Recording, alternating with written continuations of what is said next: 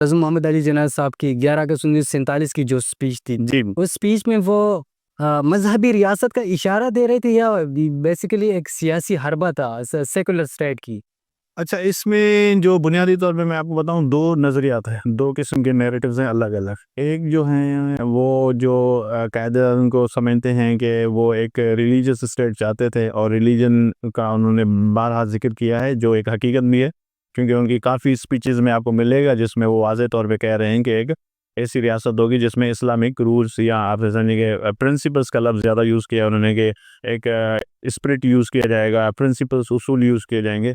तो ये बहरहाल मौजूद है। उसमें आप 2 नाम लेना चाहूँगा। एक है जो डॉक्टर इश्तियाक कुरैशी जो हैं, वो स्ट्रगल फॉर पाकिस्तान में उसका ज़िक्र है, वो उसको ज़्यादा सपोर्ट करते हैं इस मौक़िफ़ को जो समझते हैं कि वो एक रिलीजन यानी कि स्टेट चाहते थे। उसके अलावा सफदर महमूद हैं, उनकी भी काफ़ी बुक्स हैं, वो भी उनमें लिटरेचर में ये देखते हैं, इस नज़रिए की हामी है। लेकिन ऑन द अदर साइड जो कहते हैं कि सेक्युलर स्टेट चाहते थे वो उसमें हैं डॉक्टर आयशा जलाल है, ठीक है? उनकी एक फ़ेमस बुक है द स्ट्रगल फॉर पाकिस्तान उसी नाम से, जो इश्तियाक कुरैशी ने लिखी है, लेकिन उसमें भी उन्होंने इसका ज़िक्र किया है।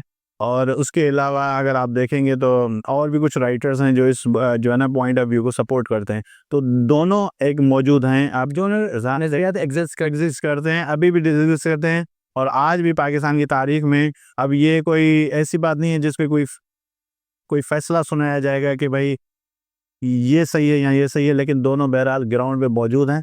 अब क्योंकि उसकी एक वजह जो सेक्युलर कहते हैं उसकी एक वजह ये है कि 11 अगस्त की जो तकरीर है